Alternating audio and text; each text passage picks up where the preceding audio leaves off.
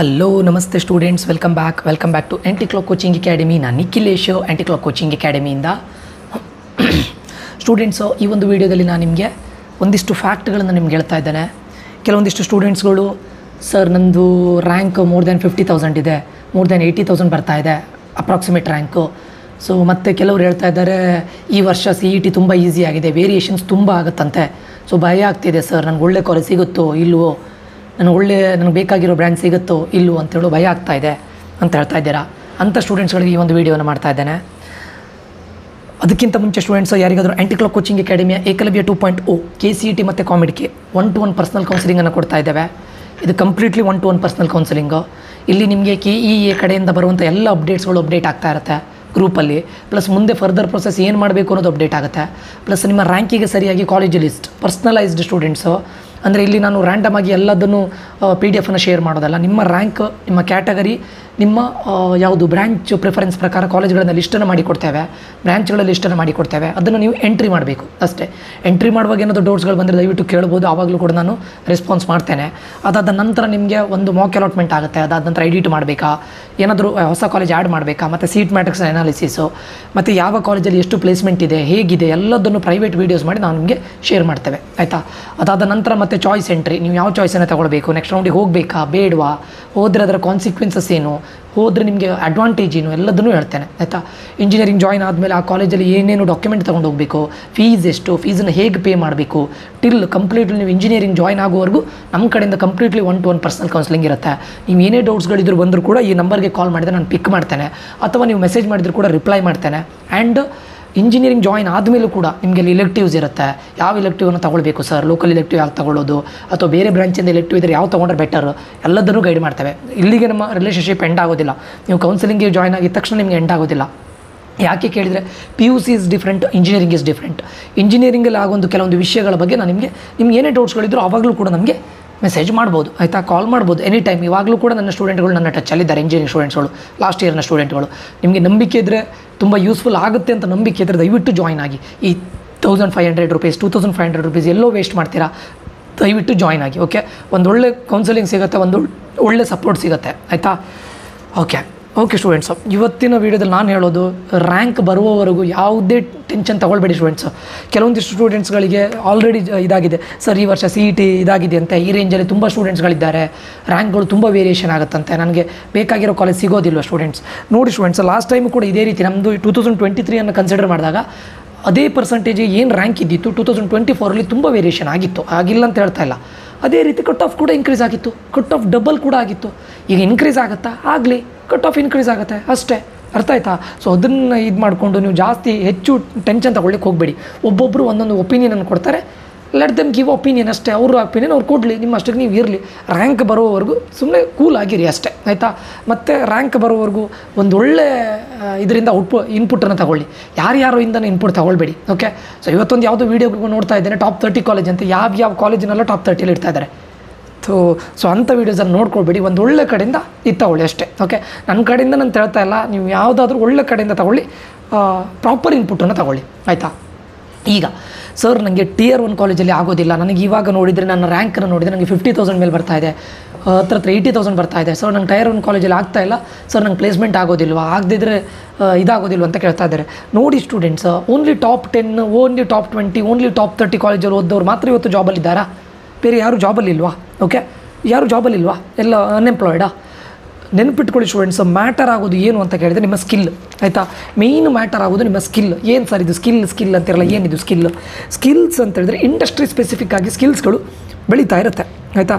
ಸ್ಕಿಲ್ಸ್ಗಳನ್ನು ಅಂದರೆ ಒಂದೊಂದು ಹೊಸ ಇದುಗಳು ಬರ್ತಾ ಇರುತ್ತೆ, ಅದನ್ನು ನೀವು ಲರ್ನ್ ಮಾಡಬೇಕು ಸ್ಟೂಡೆಂಟ್ಸ್, ಆಯಿತಾ. ಸರ್ ಇವಾಗ ಹೇಳ್ತಾರೆ, ಸರ್ ಇಂಜಿನಿಯರಿಂಗ್ ಇದಿಲ್ಲಂತೆ, ಏನು ಸ್ಕೋಪ್ ಇಲ್ಲಂತೆ, ಇಂಜಿನಿಯರಿಂಗ್ ಜಾಬ್ ಇಲ್ವಂತೆ, ಆರ್ಟಿಫಿಷಿಯಲ್ ಇಂಟೆಲಿಜೆನ್ಸ್ ಬಂದು ಎಲ್ಲ ಜಾಬ್ಗಳು ಹೋಗಿದೆಯಂತೆ. ನೋ, ನೆನಪಿಟ್ಕೊಳ್ಳಿ, AI ಅನ್ನೋದು ಜಾಬನ್ನು ತಗೊಳ್ಳೋದಿಲ್ಲ, ಇದು ಚೇಂಜ್ ಮಾಡ್ತಾ ಇದೆ ಅಷ್ಟೇ. AI ಜಾಬನ್ನು ತಗೊಳ್ಳೋದಿಲ್ಲ students. It will not take the jobs, it will not take the jobs, it will change the jobs ಅಷ್ಟೇ, ವಿಷಯ ಅಷ್ಟೇ.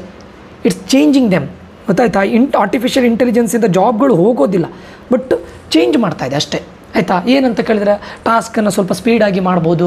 ಯಾವುದೋ ಒಂದು ಟಾಸ್ಕನ್ನು ನೀವು ವಿದೌಟ್ ಆರ್ಟಿಫಿಷಿಯಲ್ ಇಂಟೆಲಿಜೆನ್ಸ್ ಸ್ವಲ್ಪ ಸ್ಲೋ ಆಗಿ ಆಗ್ತಾ ಇರೋದನ್ನು ಸ್ವಲ್ಪ ಸ್ಪೀಡಾಗಿ ಮಾಡ್ಬೋದು. ಅಥವಾ ನೀವು ರೋಲ್ಸ್ಗಳನ್ನು ಕ್ರಿಯೇಟ್ ಮಾಡ್ತಾ ಇದೆ. ಆರ್ಟಿಫಿಷಿಯಲ್ ಇಂಟೆಲಿಜೆನ್ಸ್ ಹೊಸ ಹೊಸ ರೋಲ್ಸ್ಗಳನ್ನು ಕ್ರಿಯೇಟ್ ಮಾಡ್ತಾ ಇದೆ.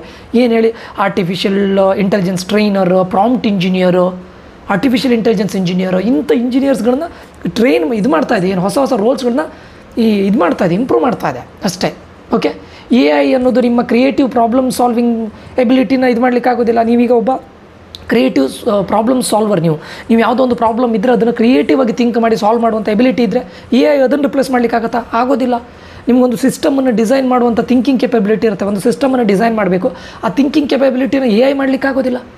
ರಿಯಲ್ ವರ್ಲ್ಡ್ ಬಿಸ್ನೆಸ್ ಪ್ರಾಬ್ಲಮ್ಸನ್ನು ಎ ಐ ಅಂಡರ್ಸ್ಟ್ಯಾಂಡ್ ಮಾಡಲಿಕ್ಕಾಗತ್ತಾ? ನೀವು ಮಾಡ್ಕೊಳ್ಬೇಕು, ಅದಕ್ಕೆ ಬೇಕೇ ಬೇಕು. A I can't replace. ಈಗ ನಿಮ್ಮ ಕ್ರಿಯೇಟಿವ್, ನಿಮ್ಮ ಪ್ರಾಬ್ಲಮ್ ಸಾಲ್ವಿಂಗ್ ಸ್ಕಿಲ್ ಇದೆ ನಿಮ್ಮ ಹತ್ರ, ಅದನ್ನು ಎ ಐ ಮಾಡಲಿಕ್ಕೆ ಆಗೋದಿಲ್ಲ. ಒಂದು ರಿಯಲ್ ವರ್ಲ್ಡ್ ಪ್ರಾಬ್ಲಮ್ ಇದೆ, ಅದಕ್ಕೆ ಬಿಸ್ನೆಸ್ ಪ್ರಾಬ್ಲಮ್ ಇದೆ, ಅದನ್ನು ಎ ಐ ಮಾಡಲಿಕ್ಕೆ ಆಗೋದಿಲ್ಲ. ಒಂದು ಸಿಸ್ಟಮನ್ನು ಡಿಸೈನ್ ಮಾಡಬೇಕು, ಆ ಥಿಂಕಿಂಗ್ ಕೆಪಬಿಲಿಟಿ ಎ ಐಗಿಲ್ಲ. ಓಕೆ, ಸೊ ನೀವೇನು ಮಾಡಬೇಕು ಅಂತ ಕೇಳಿದ್ರೆ, ಎ ಐ ಮಾಡ್ತಾ ಇದ್ದೀರಾ, ಆ ಎ ಐ ಟೂಲ್ಸನ್ನು ಯೂಸ್ ಮಾಡಲಿಕ್ಕೆ ನಿಮ್ಗೆ ಗೊತ್ತಿರಬೇಕು. ಎ ಐ ಟೂಲ್ಸ್ಗಳಿದೆ, ಅಥವಾ ಕೋರ್ ಲಾಜಿಕ್. ಈಗ ಪ್ರಾಬ್ಲಮನ್ನು ಸಾಲ್ವ್ ಮಾಡಲಿಕ್ಕೆ ಒಂದು ಕೋರ್ ಲಾಜಿಕ್ ಇರುತ್ತೆ. ಈಗ ಪ್ರಾಬ್ಲಮ್ ಸಾಲ್ವಿಂಗ್ ತುಂಬ ಇಂಪಾರ್ಟೆಂಟ್. ಎಲ್ಲ ಇದರಲ್ಲೂ ಕೂಡ ಪ್ರಾಬ್ಲಮ್ ಸಾಲ್ವಿಂಗ್ ಎಬಿಲಿಟಿ ತುಂಬ ಇಂಪಾರ್ಟೆಂಟ್ ಆಗುತ್ತೆ ಸ್ಟೂಡೆಂಟ್ಸ್. ಈ ಪ್ರಾಬ್ಲಮ್ ಸಾಲ್ವಿಂಗ್ ಸ್ಕಿಲ್ಸ್ ನಿಮ್ಮ ಹತ್ರ ಇರಬೇಕು. ಅರ್ಥ ಆಯ್ತಾ? ಅದರ ಕೋರ್ ಲಾಜಿಕ್ ನಿಮಗೆ ಗೊತ್ತಿರಬೇಕು. ಸ್ಕಿಲ್ಸ್ ಇರಬೇಕು, ಕೋರ್ ಲಾಜಿಕ್ ಇರಬೇಕು. ಅದನ್ನು ಎ ಐ ಟೂಲ್ಸ್ ಯೂಸ್ ಮಾಡಿ ನಾನು ಹೇಗೆ ಸಾಲ್ವ್ ಮಾಡ್ಬೋದು ಅಂತ ಗೊತ್ತಿರಬೇಕು. ಮತ್ತು ಲರ್ನಿಂಗ್ ಎಬಿಲಿಟಿ ಇರಬೇಕು. ಹೊಸ ಹೊಸ ಟೆಕ್ನಾಲಜಿ ಬಂದಾಗ ಅದನ್ನು ಲರ್ನ್ ಮಾಡಬೇಕು, ನೀವು ಅದಕ್ಕೆ ಸರಿಯಾಗಿ ಅಡಾಪ್ಟ್ ಮಾಡಬೇಕು. ಅರ್ಥ ಆಯ್ತಾ? ಇದು ಅರ್ಥ ಆಯ್ತಾ? ಎ ಐ ಯಾರನ್ನ ರಿಪ್ಲೇಸ್ ಮಾಡುತ್ತೆ ಕೇಳಿದರೆ, the people who don't adapt. A I ಯಾರನ್ನ ರಿಪ್ಲೇಸ್ ಮಾಡುತ್ತೆ ಹೇಳಿ? ನೀವು ಚೇಂಜಸ್ಗಳಿಗೆ ಅಡಾಪ್ಟ್ ಆಗುವಂಥ ಎಬಿಲಿಟಿ ಇಲ್ಲದೇ ಇದ್ದರೆ, ಅಡಾಪ್ಟ್ ಆಗಲಿಕ್ಕೆ ನಿಮಗೆ ಇಂಟ್ರೆಸ್ಟ್ ಇಲ್ವಾ? ಈಗ ಹೊಸ ಚೇಂಜಸ್ ಆಗುತ್ತೆ, ಅಡಾಪ್ಟ್ ಆಗಲಿಕ್ಕೆ, ಲರ್ನ್ ಮಾಡಲಿಕ್ಕೆ, ಸ್ಕಿಲ್ಸನ್ನು ಲರ್ನ್ ಮಾಡಲಿಕ್ಕೆ, ಅಥವಾ ಲಾಜಿಕ್ಕನ್ನು ಥಿಂಕ್ ಮಾಡಲಿಕ್ಕೆ ಆಗದೇ ಇದ್ದವ್ರನ್ನ ಎ ಐ ರಿಪ್ಲೇಸ್ ಮಾಡುತ್ತೆ ಅಷ್ಟೇ. ಓಕೆ, ನೀವು ಏನೋ ಒಂದು ಹೊಸ ಟೆಕ್ನಾಲಜಿ ಬಂದಾಗ ಅಡಾಪ್ಟ್ ಮಾಡಿ ಅಷ್ಟೇ. ಓಕೆ ಸರಿ ಸ್ಟೂಡೆಂಟ್ಸ್, ಈಗ ಹೇಳೋದು, ಸರ್ ನನಗೆ ಟೈರ್ 1 ಕಾಲೇಜ್ ಸಿಗ್ತಾ ಇಲ್ಲ, ಟೈರ್ 2 ಕಾಲೇಜ್ ಸಿಗ್ತಾ ಇದೆ, ನಾನು ಏನು ಮಾಡಬೇಕು, ಯಾವ ಸ್ಕಿಲ್ಲನ್ನು ಇದು ಮಾಡಬೇಕು ಅಂತ ಕೇಳಿದರೆ, tyre 1 tyre 2 it doesn't matter students. ನಿಮ್ಮ ಸ್ಕಿಲ್ಸ್ ನಿಮ್ಮನ್ನು ಡಿಫೈನ್ ಮಾಡುತ್ತೆ. ಯಾವ ಸ್ಕಿಲ್ಸನ್ನು ಕಲಿಬೇಕು ಸರ್? ನಾನು ಹೇಳೋದು ನಿಮಗೆ ಕೇಳಿದರೆ, ಫಸ್ಟ್ ನಿಮ್ಮ ಪ್ರೋಗ್ರಾಮಿಂಗ್ ಲ್ಯಾಂಗ್ವೇಜನ್ನು ಕಲ್ತ್ಕೊಂಡು ಹೋಗಿ. ಕಂಪ್ಯೂಟರ್ ಸೈನ್ಸ್ ತೊಗೊಳ್ತೀರಾ, ಬೇಸಿಕ್ಕನ್ನು ಸ್ಟ್ರಾಂಗ್ ಮಾಡ್ಕೊಳ್ಳಿ. Start with basic programming language. ಅದು ಸಿ ಆಗಿರ್ಬೋದು, C++ ಆಗಿರ್ಬೋದು, ಪೈಥಾನ್ ಆಗಿರ್ಬೋದು, ಜಾವಾ ಆಗಿರ್ಬೋದು, ಯಾವುದನ್ನಾದರೂ ಫಸ್ಟು ಬೇಸಿಕ್ಕಿಂದ ಸ್ಟಾರ್ಟ್ ಮಾಡಿ. ಆಯಿತಾ?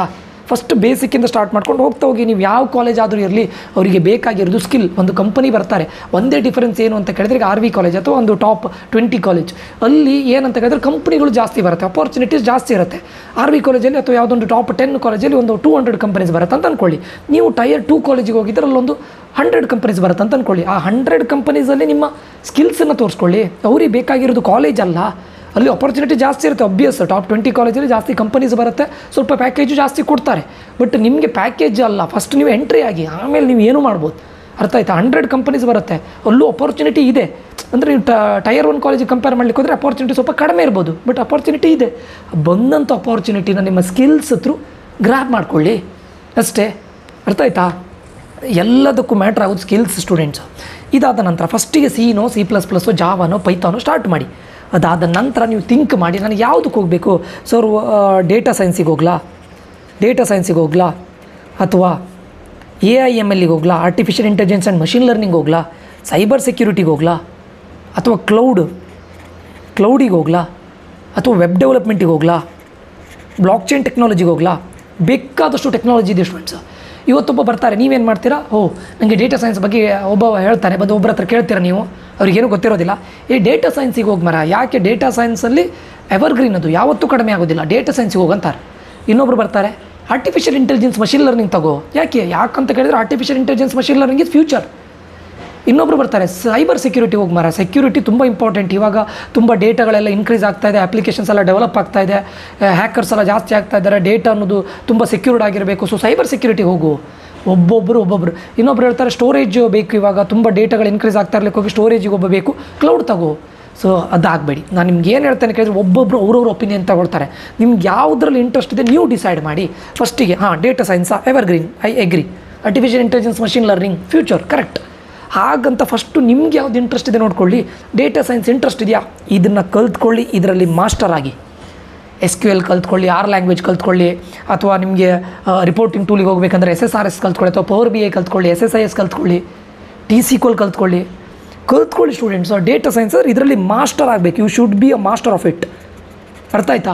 ಯಾವುದೋ ಒಂದು ಫೀಲ್ಡನ್ನು ಫೋಕಸ್ ಮಾಡಿ ಅದರಲ್ಲಿ ಮಾಸ್ಟರ್ ಆಗಿ. It might be data science, it might be AI ML, it might be cyber security, ಯಾವುದೇ ಆಗಲಿ. ಅರ್ಥ ಆಯ್ತಾ? ನಿಮಗೆ ಇದು ಇಂಪಾರ್ಟೆಂಟ್ ಆಗುತ್ತೆ. Okay, B master of it. ಅದು ಬಿಟ್ಕೊಂಡು ಇವತ್ತು ಒಬ್ಬರು ಬಂದು ಅದನ್ನು ಹೇಳ್ತಾರೆ, ನಾಳೆ ಒಂದು ಕಡೆ ಫೋಕಸ್ ಮಾಡಿ ಮಾಸ್ಟರ್ ಆಗಿ. ಆಯಿತಾ? ಸೊ ಮತ್ತೊಂದು ನಿಮ್ಗಲ್ಲಿ ಏನು ಹೇಳ್ತಾರೆ, Tier 2 ಕಾಲೇಜಲ್ಲಿ ನಿಮ್ದೀಗ ಏನು Tier 2 ಕಾಲೇಜಲ್ಲಿ ನೀವು ಜಾಯ್ನ್ ಆಗಿರ್ತೀರ, ಪ್ಲೇಸ್ಮೆಂಟ್ ಸ್ವಲ್ಪ ಕಡಿಮೆ ಇರ್ಬೋದು, ಬಟ್ ಝೀರೋ ಇರೋದಿಲ್ಲ. ಅಟ್ಲೀಸ್ಟ್ ಒಂದಿಷ್ಟು ಕಂಪ್ನಿಗಳಾದರೂ ವಿಸಿಟ್ ಮಾಡ್ತಲ್ಲ, ಪ್ಲೇಸ್ಮೆಂಟ್ ಕಡಿಮೆ ಇರ್ಬೋದು. ಆಯಿತಾ? ಕಾಲೇಜ್ಗಳಿಗೆ ಬಂದೇ ಬರುತ್ತಲ್ಲ ನಿಮಗೆ. ಈಗ Tier 1 ಕಾಲೇಜಲ್ಲಿ ಲೈಕ್ ಈಗ ಟಾಪ್ 10 ಟಾಪ್ 20 ಕಾಲೇಜಲ್ಲಿ 15 lakhs ಒಂದು ಕಂಪನಿ ಬರುತ್ತೆ, 15 lakhs ಪ್ಯಾಕೇಜ್ ಕೊಡ್ಬೋದು. ಅದೇ ಕಂಪನಿ ನಿಮ್ಮ ಕಾಲೇಜಿಗೆ ಬಂದು ಒಂದು 8 lakhs ಪ್ಯಾಕೇಜ್ ಕೊಡ್ಬೋದು. ನಾನು ಎಕ್ಸಾಂಪಲ್ ಕೊಡ್ತಾ ಇರ್ಬೋದು. ಪ್ಯಾಕೇಜ್ ಕಡಿಮೆ ಆಗ್ಬೋದು, ಬಟ್ ನಿಮಗೆ ಜಾಬ್ ಆಗುತ್ತೆ. ಡೌನ್ ದ ಲೈನ್ ನಿಮ್ಮ ಸ್ಕಿಲ್ಸನ್ನು ತೋರಿಸಿ ಒಂದು 3-4 ಇಯರ್ಸ್ ನಂತರ ಜಾಬ್ ಚೇಂಜ್ ಮಾಡಿದಾಗ ನಿಮ್ಮ ಸ್ಕಿಲ್ಸಿಗೆ ಸರಿಯಾಗಿ ಇದಾಗುತ್ತೆ. ಇವರೊಂದು ಅಂದರೆ ಸ್ಟಾರ್ಟಿಂಗಲ್ಲೇ ಜಾಸ್ತಿ ಪ್ಯಾಕೇಜನ್ನು ಅರ್ನ್ ಮಾಡ್ತಾ ಇರ್ಬೋದು. ಈ 15 lakhs ಅಂತ ಹೇಳಿದ್ರೆ ಒಂದು ಫಾರ್ ಎಕ್ಸಾಂಪಲ್ ನಾನು ಹೇಳ್ತಾರೆ ಒಂದು 90K ಅರ್ನ್ ಮಾಡ್ತಾ ಇರ್ಬೋದು ಮಂತ್ಲಿ, ನೀವು ಒಂದು 60K ಅರ್ನ್ ಮಾಡ್ತಾ ಇರ್ಬೋದು ಮಂತ್ಲಿ. ಒಂದು 30,000 ಡಿಫ್ರೆನ್ಸ್ ಅಲ್ವಾ? ಡೌನ್ ದ ಲೈನ್ ಒಂದು 3-4 ಇಯರ್ಸ್ ನಂತರ ನೀವು ಕೂಡ ಅವ್ರ ಲೆವೆಲ್ಗೆ ರೀಚ್ ಆಗ್ಬೋದು. ಸೊ ಸ್ಕಿಲ್ಸನ್ನು ಕಲ್ತ್ಕೊಳ್ಳಿ. ಕಂಪ್ನಿಯವರಿಗೆ ನೀವು ಕಂಪ್ನಿ ವಿಸಿಟ್ ಆಗೋವರೆಗೂ ಕಾಲೇಜನ್ನು ನೋಡ್ತಾರೆ ಅಷ್ಟೇ. ಒಂದು ಟೈಮ್ ನಿಮ್ಗೆ ಅದಾದಮೇಲೆ ನೀವು RV ಕಾಲೇಜಲ್ಲಿ ಓದಿದ್ದೀರಾ, IITಯಲ್ಲಿ ಓದಿದ್ದೀರಾ, NITಯಲ್ಲಿ ಓದಿದ್ದೀರಾ, ಡಸಂಟ್ ಮ್ಯಾಟರ್ಸ್. ನಿಮ್ಮ ಸ್ಕಿಲ್ಸ್ ಅವ್ರಿಗೆ ಬೇಕು ಅಷ್ಟೇ. ಅವ್ರಿಗೆ ಬೇಕಾದಂಥ ಕೆಲಸ ಮಾಡೋಂಥ ಒಬ್ಬ ಸ್ಕಿಲ್ಡ್ ಎಂಪ್ಲಾಯಿ ಬೇಕು ಅಷ್ಟೇ. ಅವರಿಗೆ ನಿಮ್ಮ ಕಾಲೇಜ್ ಮ್ಯಾಟ್ರ್ ಆಗೋದಿಲ್ಲ. ಅರ್ಥ ಆಯ್ತಾ? ಸೊ ಅದಕ್ಕೋಸ್ಕರ ಸ್ಕಿಲ್ಸನ್ನು ಕಲ್ತ್ಕೊಳ್ಳಿ. ಓಕೆ, ಮತ್ತು ನಾನು ನೋಡಿದ್ದೀನಿ ಸ್ಟೂಡೆಂಟ್ಸ್, ನಾನು RVC ಸ್ಟೂಡೆಂಟಾಗಿ ನಾನು ಹೇಳ್ತೇನೆ ನೋಡಿ, 8+ CGPA ಇಟ್ಕೊಂಡಂಥ ಸ್ಟೂಡೆಂಟ್ ಒಬ್ಬ ಹುಡುಗ, ಅವನಿಗೆ ಸ್ಕಿಲ್ಸ್ ಇಲ್ಲ, ಪ್ರೋಗ್ರಾಮಿಂಗ್ ಲ್ಯಾಂಗ್ವೇಜ್ ಬರೋದಿಲ್ಲ, ಸುಮ್ಮನೆ ಒಂದು ಪುಸ್ತಕದ್ದು ಏನು ಬುಕ್ಸ್ ಇದ್ದಿದೆ ನೋಡಿ ಅದನ್ನು ಮಾಡ್ಲಿಕ್ಕೆ ಬರುತ್ತೆ ಅವನಿಗೆ. ಬಟ್ ಅವನಲ್ಲಿ ಏನು ಹೇಳ್ತಾರೆ ಎಬಿಲಿಟಿ ಇರೋದಿಲ್ಲ. ಯಾವ ಎಬಿಲಿಟಿ ಅಂದರೆ ಸ್ವಲ್ಪ ಟಾಸ್ಕನ್ನು ಕೋರ್ ಲಾಜಿಕನ್ನು ಅಂಡರ್ಸ್ಟ್ಯಾಂಡ್ ಮಾಡ್ಕೊಳ್ಳೋ ಎಬಿಲಿಟಿ ಇರೋದಿಲ್ಲ, ಪ್ರಾಬ್ಲಮ್ ಸಾಲ್ವಿಂಗ್ ಸ್ಕಿಲ್ಸ್ ಇರೋದಿಲ್ಲ. ಬಟ್ ಪುಸ್ತಕದಲ್ಲಿ ಏನಿದೆ, ಬುಕ್ಸಲ್ಲಿ ಏನಿದೆ ಅದನ್ನು ಮಾಡುವಂಥ ಎಬಿಲಿಟಿ ಇರುತ್ತೆ. So that he can score 8+ CGPA. But ಅವನಲ್ಲಿ ಸ್ಕಿಲ್ಸ್ ಇಲ್ಲದೆ ಇದ್ದರೆ ಅವನು ಪ್ಲೇಸ್ಮೆಂಟ್ ಆಗೋದಿಲ್ಲ. ನಂದೇ ಇದೊಬ್ಬ ನನ್ನ ಕ್ಲಾಸ್ಮೇಟ್, ಅವನು ರೂಮ್ಮೇಟ್, 6+ CGPA ಇರಲಿಲ್ಲ, ಅವನು 6+ CGPA ಇರಲಿಲ್ಲ, ತುಂಬ ಬ್ಯಾಕ್ಲಾಗ್ಸ್ಗಳಿದ್ದಿತ್ತು. ಅವನು ಇವತ್ತು ಏನಿಲ್ಲ ಅಂದರೂ 25+ LPS ತಗೊಳ್ತಾ ಇದ್ದಾನೆ ಪ್ಯಾಕೇಜ್. ಅರ್ಥ ಆಯ್ತಾ? ನಿಮ್ಮ ಸ್ಕಿಲ್ಸ್ಗಳು ಮ್ಯಾಟ್ರ್ ಆಗುತ್ತೆ ಸ್ಟೂಡೆಂಟ್ಸ. ನಾನು ಹಾಗಂತ ನೀವು ಫೇಲ್ ಆಗಿ ಅಂತ ಹೇಳೋದಿಲ್ಲ. CGPA ಮೇಂಟೈನ್ ಮಾಡಿ 7.5 ಓದಿ, ಬಟ್ ದಯವಿಟ್ಟು ಸ್ಕಿಲ್ಸನ್ನು ಕಲ್ತ್ಕೊಳ್ಳಿ. ಇದ್ರ ಮೇಲೆ ಇದು ಮಾಡಿ, ನಿಮ್ಮ ಮೇಲೆ ನಿಮ್ಮ ನಂಬಿಕೆ ಇರಲಿ. ಬೇರೆ ಯಾರೋ ಒಬ್ಬ ನನ್ನ ಫ್ರೆಂಡ್ ಒಬ್ಬ ಟಾಪ್ 1 ಕಾಲೇಜ್ಗೆ ಹೋದ, ಟಾಪ್ 2 ಹೋದ, ನಾನು ತುಂಬ ರ್ಯಾಂಕ್ ಇದಾಯಿತು, it doesn't matters at all. ನಾನು ITಯಲ್ಲೇ ಇದ್ದೇನೆ ಸ್ಟೂಡೆಂಟ್ಸು, ITಯಲ್ಲೇ ಇರೋನು, ನಾನು ಇಂಜಿನಿಯರಿಂಗೇ ಮಾಡಿದವನು, ಇವಾಗಲೂ ವರ್ಕ್ ಮಾಡ್ತಾ ಇದ್ದೇನೆ. ಎಷ್ಟೋ ಸ್ಟೂಡೆಂಟ್ಗಳನ್ನು ಕೂಡ ನಾನು ನೋಡಿದ್ದೇನೆ, ಅಂದೇ ಸ್ಟೂಡೆಂಟ್ಗಳನ್ನು ನೋಡಿದ್ದೇನೆ. ಏನು ಅಂದರೆ ಅವ್ರ ಸ್ಕಿಲ್ಸು ತುಂಬ ಇರುತ್ತೆ, ಬಟ್ ಒಳ್ಳೆ ಕಾಲೇಜಲ್ಲಿ ಇರೋದಿಲ್ಲ. ಒಳ್ಳೆ ಅಂದರೆ ಒಂದು ಟಾಪ್ 50 ಕಾಲೇಜಲ್ಲಿ, ಬಟ್ ಅಲ್ಲಿ ಬಂದಿರೋ ಆಪರ್ಚುನಿಟಿನ ಗ್ರ್ಯಾಬ್ ಮಾಡ್ಕೊಳ್ಳಿ. ಆನ್ ಕ್ಯಾಂಪಸ್ ಆಗ್ತಿದ್ರೆ ಆಫ್ ಕ್ಯಾಂಪಸ್ ಹೋಗಿ ನಿಮ್ಮ ಸ್ಕಿಲ್ಸನ್ನು ಅವ್ರಿಗೆ ತೋರಿಸಿ. ಓಕೆ, ಮತ್ತು ಕೋರ್ಸ್ಗಳ ಬಗ್ಗೆ ಕನ್ಫ್ಯೂಸ್ ಆಗಬೇಡಿ, ಇವಾಗಲೇ ಹೇಳ್ತಾ ಇದ್ದಾರೆ, ಒಂದ್ರ ಬಗ್ಗೆ ಸ್ಟಿಕ್ ಆನ್ ಆಗಿ.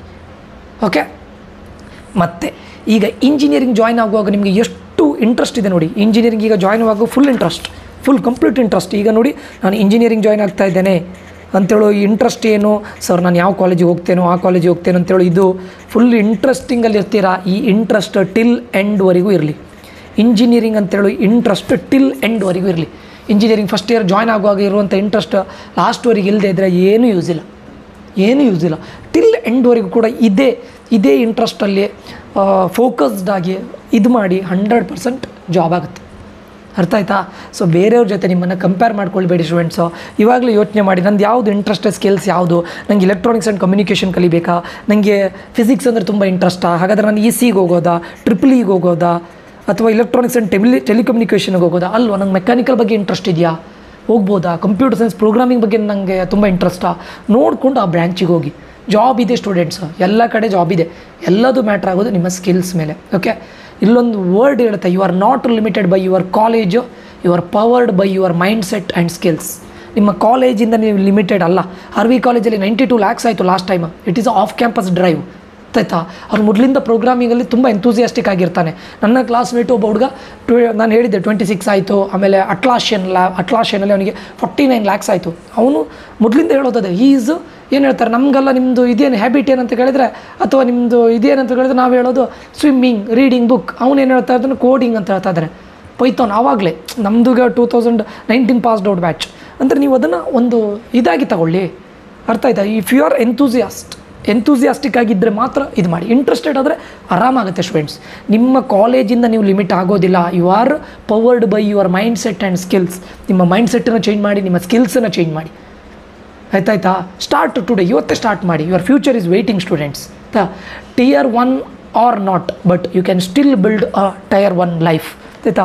ಕಾಲೇಜ್, ನಿಮ್ಮ ಕಾಲೇಜ್ Tier 1 ನಿಮ್ಗೆ ಈಗ ಸಿಗದೇ ಇರ್ಬೋದು, Tier 1 ಕಾಲೇಜ್ ನಿಮ್ಗೆ ಸಿಗದೇ ಇರ್ಬೋದು, but you can still build a Tier 1 life. ಅರ್ಥ ಆಯ್ತಾ? Everything depends on you. ಈಗ ನಿಮಗೆ ಕಡಿಮೆ ಮಾರ್ಕ್ ಬಂದಿದೆ, ನನಗೆ CET ಅಲ್ಲಿ ನನಗೆ ಅದರಲ್ಲಿ ಕಡಿಮೆ ಬಂದಿದೆ, ಇದರಲ್ಲಿ ಕಡಿಮೆ ಬಂದಿದೆ, ನಿಮ್ಮ ಮೇಲೆ ನಿಮ್ಮ ನಂಬಿಕೆ ಇರಲಿ. ಸ್ಕಿಲ್ಸನ್ನು ಕಲ್ತ್ಕೊಳ್ಳಿ, ಡೆವಲಪ್ ಮಾಡಿ, ಹಾರ್ಡ್ ವರ್ಕ್ ಮಾಡಿ, ಕನ್ಸಿಸ್ಟೆಂಟ್ ಆಗಿರಿ. ಫಸ್ಟಿಂದ ಲಾಸ್ಟ್ವರೆಗೂ ಕನ್ಸಿಸ್ಟೆಂಟ್ ಆಗಿರಿ, ಫೋಕಸ್ಡ್ ಆಗಿರಿ. 100% ಜಾಬ್ ಆಗುತ್ತೆ. ಓಕೆ, ಫೈನಲಿ ಅಲ್ಟಿಮೇಟಾಗಿ ನಾನು ಏನು ಹೇಳೋಕೆ ಹೇಳಿದ್ರೆ, ನಿಮ್ಮ skills matters, not your college, not your course, nothing defines you students. ಅರ್ಥ ಆಯ್ತಾ? ಸೊ ಅದಕ್ಕೋಸ್ಕರ ಹೇಳ್ತಾ ಇದ್ದೇನೆ, ಯಾವುದೇ ಕಾಲೇಜ್ ಯಾವುದ್ರ ಬಗ್ಗೆನೂ ಟೆನ್ಷನ್ ತೊಗೊಳ್ಬೇಡಿ.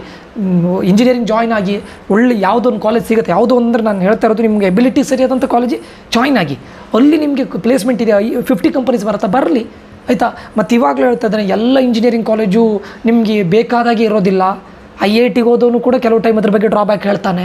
ನೀವೊಂದು ಕಾಲೇಜಿಗೆ ಜಾಯ್ನ್ ಆದಮೇಲೆ ಸರ್ ಅಲ್ಲಿ ಹಾಗಿದೆ ಹೀಗಿದೆ ಅಂತ ಹೇಳಿಬೇಡಿ. ಎಲ್ಲ college, no one is perfect, nothing is perfect. ಆಯಿತಾ? ಅಲ್ಲಿ ಹೋಗಿ ನಿಮ್ಮ 100%ಅನ್ನು ಕೊಡಿ, ಒಳ್ಳೇದು ಮಾಡಿ. ಆಯಿತಾ? ಸೊ ಇದಕ್ಕೆ ನಿಮಗೆ ಬೇಕಾಗಿರೋ ಕಾಲೇಜ್ಗಳಿಗೆ ಹೋಗಬೇಕು ಅಂತಿದ್ರೆ, ನಿಮಗೆ ಕೌನ್ಸಿಲಿಂಗ್ ಬೇಕಂದರೆ ಈ ನಂಬರ್ಗೆ ಜಾಯ್ನ್ ಆಗಿ. ಬೇಕಾಗಿರೋ ಅಂತ ಹೇಳಿದ್ರೆ ನಿಮ್ಮ 50,000 ರ್ಯಾಂಕ್ ಬಂದು ನಾನು RV ಕೊಡ್ತೇನೆ ಅಂತ ಹೇಳ್ತಾ ಇಲ್ಲ. ನಿಮ್ಮ ಎಬಿಲಿಟಿಗೆ ಸರಿಯಾಗಿ ಯಾವ ಕಾಲೇಜಿನ, ನಿಮ್ಮ ಪೊಟೆನ್ಷಿಯಲಿ ಸರಿಯಾಗಿ ಯಾವ ಕಾಲೇಜ್ ಸಿಗಬೇಕು ಅದನ್ನು ನಿಮಗೆ ಗೈಡ್ ಮಾಡೋ ಜವಾಬ್ದಾರಿ ನಂದು. ಇಲ್ಲಿಗೆ ನಮ್ಮದು ಕೌನ್ಸಿಲಿಂಗ್ ಆದ ತಕ್ಷಣ ನಮ್ಮ ರಿಲೇಷನ್ಶಿಪ್ ಎಂಡ್ ಆಗೋದಿಲ್ಲ. ಮುಂದೆ ಇಂಜಿನಿಯರಿಂಗ್ ಜಾಯ್ನ್ ಆದಮೇಲೆ ಕೂಡ ನಿಮ್ಗೆ ಏನೇ ಡೌಟ್ಸ್ಗಳಿದ್ರು ಮೆಸೇಜ್ ಹಾಕಿದ್ರು ನಾನು ಹೇಳ್ತೇನೆ. ಓಕೆ, ಟೆಕ್ನಿಕಲ್ ನಾಲೆಜ್ ಇದ್ದವನು ಸ್ಟೂಡೆಂಟ್ಸ್ ನಾನು. ನನಗೆ ಗೊತ್ತಿಲ್ಲದೆ ಇದ್ದರೂ ಕೂಡ ಆ ಫೀಲ್ಡಲ್ಲಿ ಇರೋ ನನ್ನ ಕ್ಲಾಸ್ಮೇಟ್ಸ್ ಇರ್ಬೋದು ಅಥವಾ ನನ್ನ ಸ್ಟೂಡೆಂಟ್ಸ್ಗಳಿರ್ಬೋದು, ಅವರಿಂದ ನಿಮಗೆ ಇನ್ಪುಟನ್ನು ಕೊಡ್ತೇನೆ. ಅರ್ಥ ಆಯ್ತಾ? ಸೊ ಅದಕ್ಕೋಸ್ಕರ ಜಾಯ್ನ್ ಆಗಬೇಕು ಅಂತಿದ್ದವರು ಜಾಯ್ನ್ ಆಗಿ, ಆದಷ್ಟು ಬೇಗ ಜಾಯ್ನ್ ಆಗಿ. ನಿಮಗೆ 100% ಈ ಹಣಕ್ಕೆ ಮೋಸ ಇಲ್ಲ ಸ್ಟೂಡೆಂಟ್ಸ್.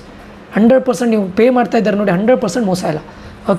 ಓಕೆ ಸ್ಟೂಡೆಂಟ್ಸ್, ಈ ವಿಡಿಯೋ ಇದಿಷ್ಟು ಆಗಿರುತ್ತೆ. ದಯವಿಟ್ಟು ಸ್ಕಿಲ್ಸನ್ನು ಕಲ್ತ್ಕೊಳ್ಳಿ.